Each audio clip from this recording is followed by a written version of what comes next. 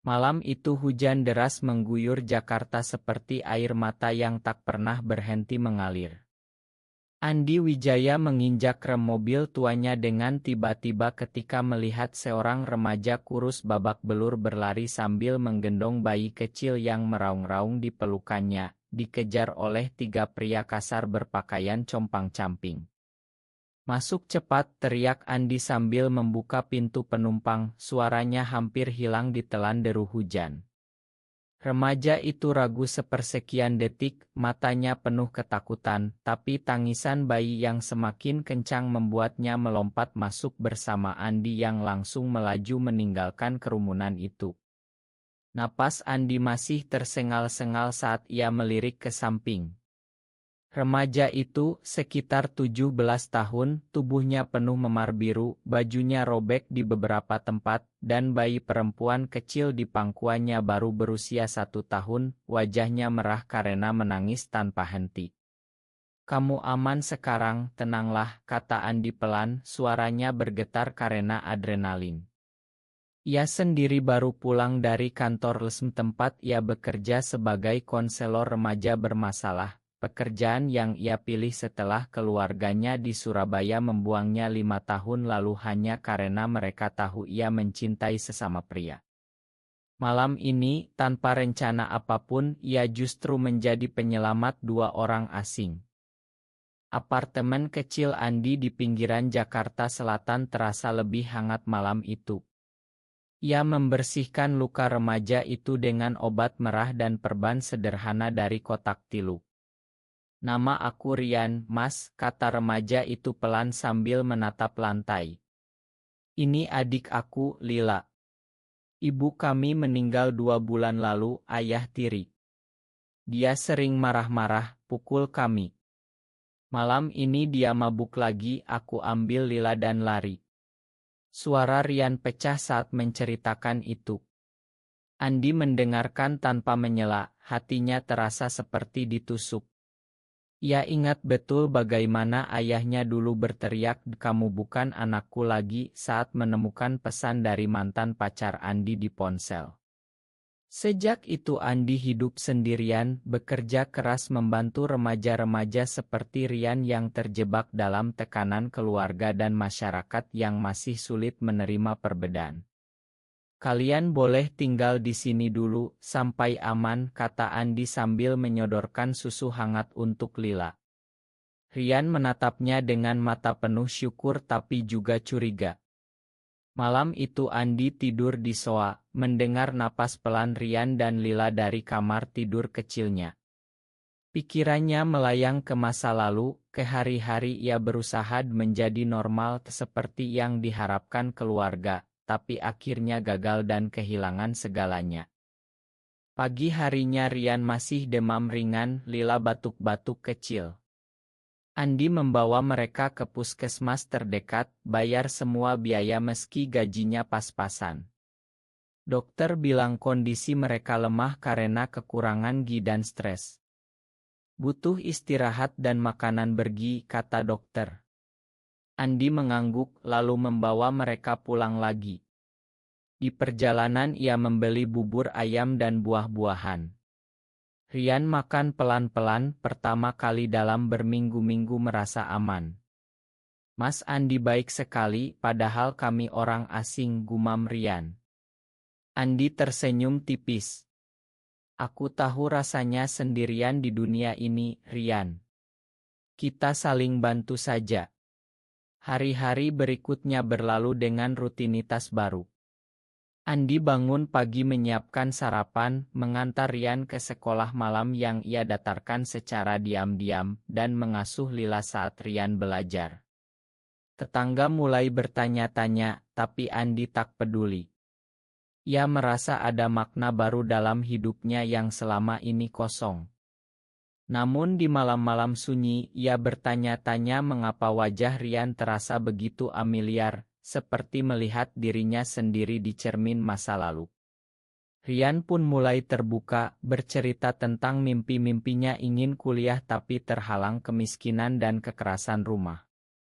Andi mendengarkan, memberikan nasihat lembut tanpa pernah menyebutkan orientasi seksualnya sendiri, takut Rian akan ketakutan seperti keluarganya dulu. Seminggu berlalu, Lila mulai tersenyum lebih sering.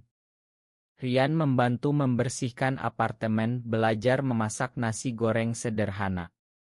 Andi merasa seperti memiliki keluarga kecil yang tak pernah ia bayangkan. Tapi di balik itu ada kegelisahan. Ia telepon sahabatnya Rea, sesama pria gay yang lebih terbuka. Rea, aku selamatkan 2 anak.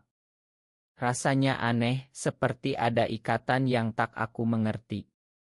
Rea tertawa pelan di telepon. Hati-hati Andi. Kamu sudah cukup patah hati karena keluarga. Jangan tambah beban. Andi tahu Rea benar, tapi melihat Rian tertidur lelap dengan Lila di pangkuannya membuatnya tak bisa mundur. Jakarta malam itu masih hujan, tapi di apartemen kecil itu ada kehangatan yang mulai tumbuh pelan-pelan. Andi tak tahu bahwa badai besar baru akan datang yang akan mengubah segalanya selamanya. Pagi berikutnya Andi bangun dengan Lila yang sudah merangkak di lantai ruang tamu. Rian sedang menyiapkan teh hangat di dapur kecil.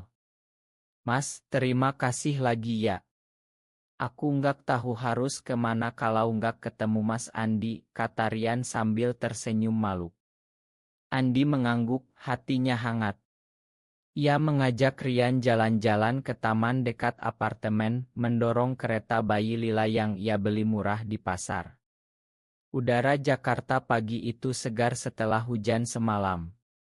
Rian bercerita lebih dalam tentang ibunya yang sakit-sakitan sebelum meninggal, tentang surat-surat yang tak pernah sempat dibaca karena ayah tirinya membakarnya. Ibu bilang ayah kandung aku orang baik, tapi tak pernah ketemu, gumam Rian. Andi mendengarkan sambil mendorong kereta, pikirannya melayang ke masa remajanya di Surabaya. Dulu keluarganya memaksa ia berpacaran dengan tetangga perempuan untuk menyembuhkan dirinya. Satu malam itu terjadi, ia takut dan bingung, lalu kabur ke Jakarta dan tak pernah kembali. Ia tak pernah tahu apa yang terjadi setelahnya. Di tempat Andi bekerja, rekan-rekannya mulai curiga melihat Andi sering pulang cepat. Ada apa, Di? Kamu kelihatan capek tapi bahagia, tanya bosnya. Andi hanya tersenyum. Ia mulai mengajari Rian cara mengganti popok Lila, cara memasak mie instan yang lebih sehat. Rian belajar cepat, matanya berbinar saat berhasil. Malam harinya mereka nonton film kartun di kecil, Lila tertawa renyah. Andi merasa hidupnya yang sepi selama bertahun-tahun mulai terisi. Tapi di dalam hati ia masih menyembunyikan rahasianya. Saat Rian bertanya Mas Andi punya pacar, Andi hanya menggeleng pelan. Okus sekolah dulu, ya. Beberapa hari kemudian Lila mulai batuk parah, demam tinggi. Andi panik, langsung bawa ke rumah sakit swasta terdekat. Dokter Bima, pria tinggi berusia 35 tahun dengan senyum tenang, memeriksa Lila dengan teliti. Kondisinya lemah, butuh rawat inap mungkin. Kita lakukan tes darah lengkap untuk pastikan gak ada infeksi serius, kata dokter Bima. Andi setuju bayar deposit meski harus pinjam dari Rea. Rian menunggu di luar kamar dengan wajah cemas. Saat menunggu hasil, Andi dan dokter Bima ngobrol sebentar di koridor. Kamu baik sekali bantu anak-anak ini, kata dokter Bima. Andi tersenyum. Mereka butuh tempat aman. Ada sesuatu di mata dokter Bima yang membuat Andi merasa nyaman, seperti pemahaman tanpa kata. Malam itu di rumah sakit, Rian tidur di kursi, Andi jaga Lila. Pikirannya penuh pertanyaan. Mengapa ia begitu peduli pada 2 anak ini? Apakah ini kesempatan kedua setelah keluarganya menolaknya? Hasil tes darah keluar keesokan paginya. Dokter Bima memanggil Andi ke ruangannya. Ada yang aneh di hasilnya. Golongan darah Lila cocok dengan Rian sebagai saudara, tapi untuk donor darah jika diperlukan, kamu sangat cocok dengan Rian.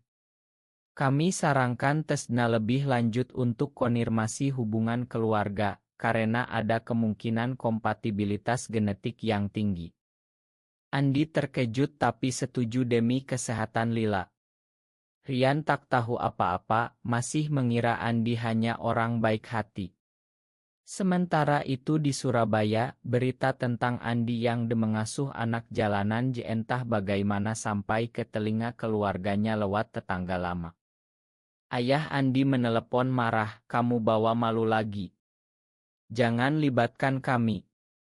Andi tutup telepon dengan tangan gemetar. Di apartemen, Rian mulai memanggil Andi Mas Andi seperti ayah tanpa sadar. Andi merasa dada sesak. Kehangatan ini terlalu indah, tapi ia tahu rahasia besar mungkin akan menghancurkan semuanya. Dokter Bima menelepon Andi sore itu dengan suara serius. Hasil DNA sudah keluar. Kamu harus ke sini sekarang. Andi meninggalkan Rian dan Lila dengan Rea yang datang membantu, lalu naik ojek ke rumah sakit. Di ruangan dokter, Bima menunjukkan kertas hasil.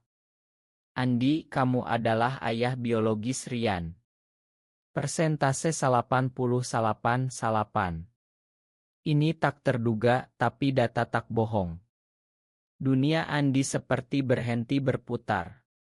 Ingatannya melayang ke malam 15 tahun lalu, saat keluarga memaksa ia bertemu gadis tetangga, satu malam penuh kebingungan dan penyesalan.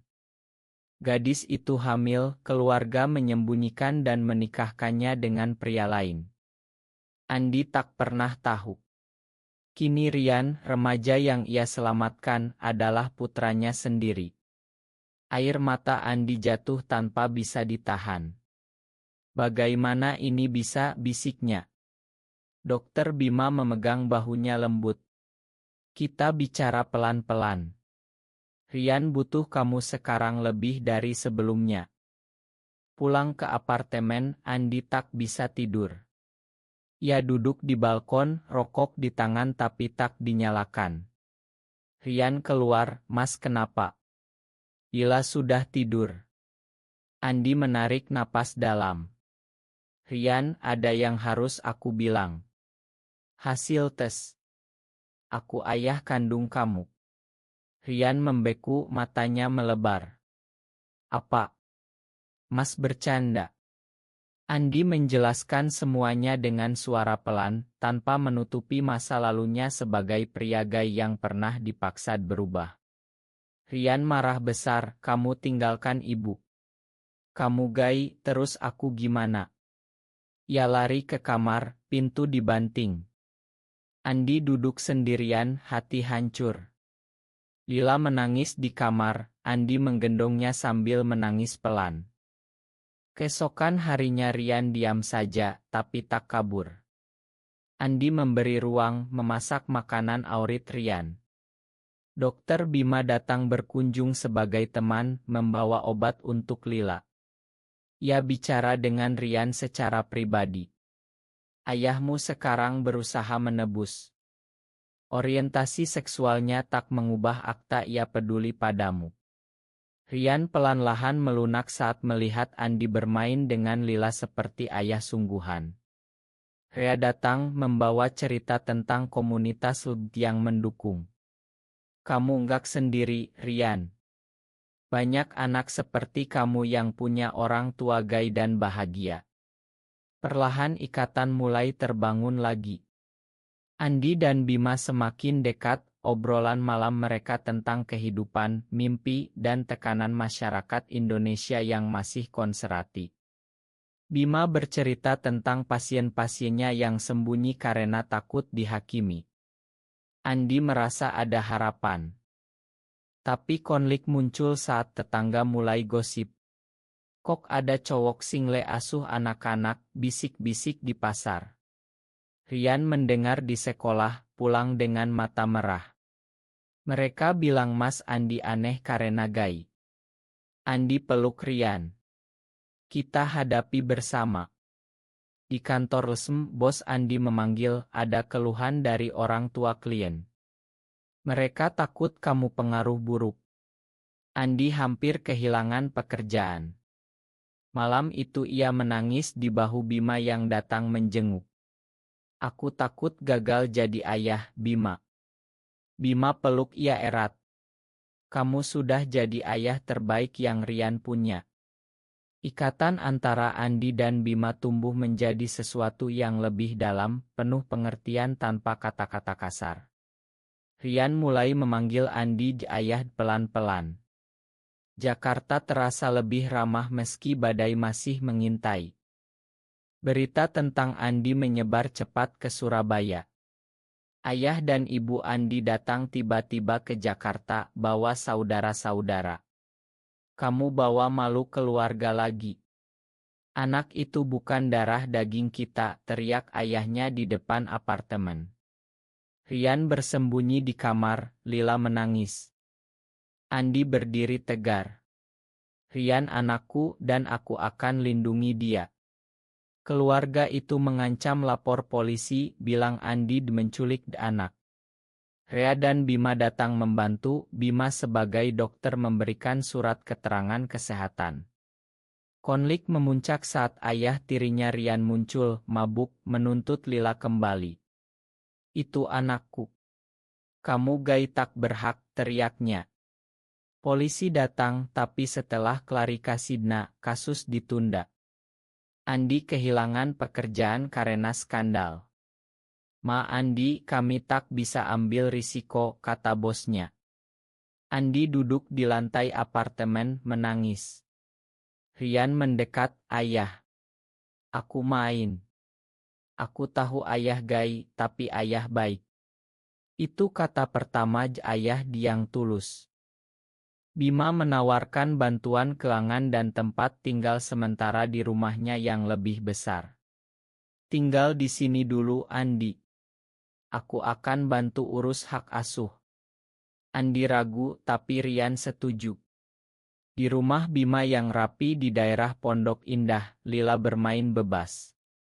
Rian mulai terbuka tentang perasaannya sendiri. Aku juga pernah bingung suka sama temen cowok di sekolah, ayah. Tapi takut. Andi peluk anaknya. Kamu boleh jadi siapapun asal bahagia dan baik. Bima mendengarkan, matanya penuh kasih. Malam-malam mereka bicara sampai pagi. Bima cerita tentang perjuangannya sebagai dokter gay yang sembunyi di rumah sakit besar.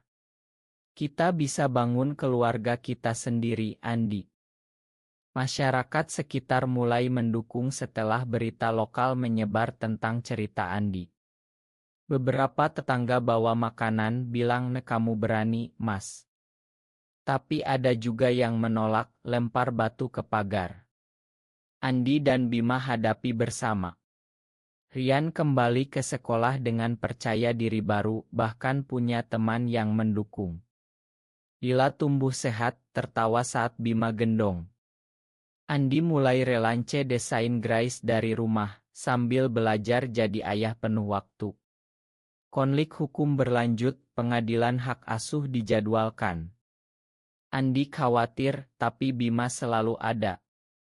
Kamu kuat, kita bersama. Emosi Andi naik turun, kadang merasa tak pantas karena masa lalunya, tapi melihat Rian tersenyum membuatnya terus maju. Jakarta pagi itu cerah, tapi hati Andi masih penuh badai yang belum reda. Hari sidang pengadilan tiba. Ruangan pengadilan Jakarta Pusat penuh sesak. Ayah tirinya Rian bawa pengacara, tuduh Andi tak layak karena orientasi seksual. Dia akan pengaruh buruk pada anak, kata pengacara itu. Andi berdiri dengan Bima di samping, Rian duduk di belakang dengan Rea. Hakim mendengarkan kesaksian dokter Bima tentang kesehatan Lila dan ikatan ayah anak. Rian naik ke kursi saksi, suaranya bergetar tapi tegas. Ayah Andi selamatkan aku dan Lila. Dia ajari aku jadi orang baik meski dia gay. Aku bangga punya ayah seperti dia. Ruangan hening. Andi menangis diam-diam. Keluarga asli Andi duduk di belakang, ibunya menunduk malu. Setelah 2 jam, hakim putuskan Andi menang hak asuh penuh, dengan pengawasan sementara. Keluarga biologis dan kasih sayang lebih penting daripada prasangka, kata hakim. Di luar gedung, ayah Andi mendekat. Maafkan kami, nak. Kami salah. Andi peluk ayahnya untuk pertama kali dalam 5 tahun. Air mata mengalir. Rian ikut peluk kakeknya. Malam itu di rumah Bima, mereka rayakan kecil-kecilan. Bima masak ayam goreng kesukaan semua orang. Rian tertawa lepas, Lila bermain di pangkuan Andi. Tapi ada saat tenang saat Andi dan Bima duduk di teras. Aku cinta kamu, Bima. Kamu bantu aku jadi lebih baik, kata Andi. Bima balas peluk. Kita bangun hidup baru bersama. Rian melihat dari jendela, tersenyum. Ia mulai terima dirinya sendiri, bahkan cerita ke Andi tentang teman sekolah yang ia suka.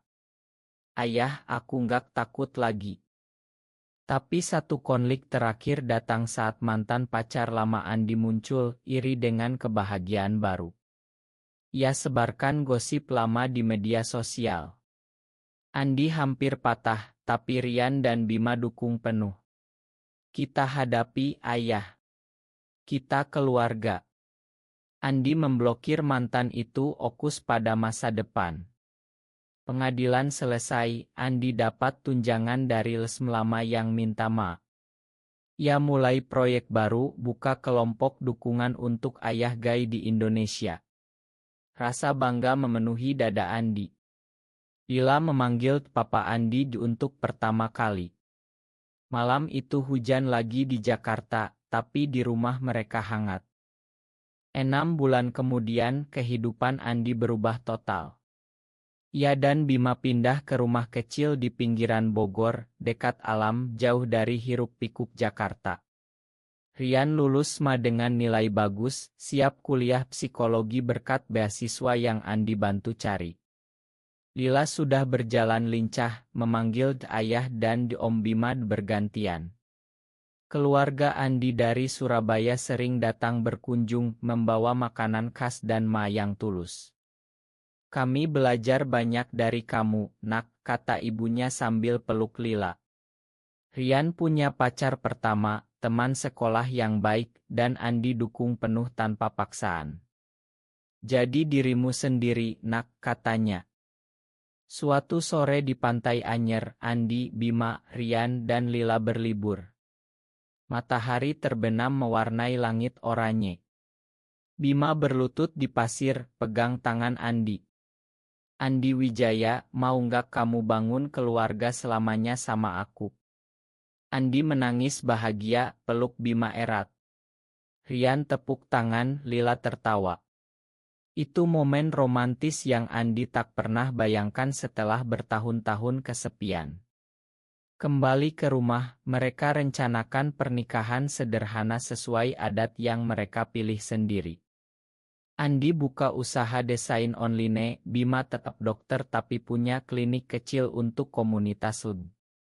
Rian cerita, ayah, aku bangga.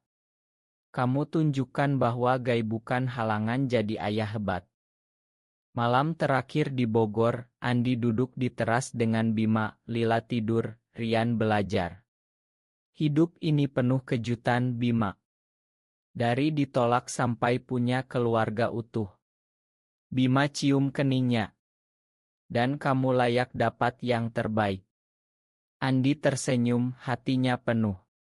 Perjalanan panjang dari penolakan keluarga, penyelamatan 2 anak di malam hujan, sampai rahasia yang mengubah segalanya, mengajarkan ia bahwa cinta tak mengenal batas, dan keluarga sejati dibangun dari pilihan hati. Apakah seorang pria gay bisa jadi ayah yang baik bagi anaknya? Benar atau salah?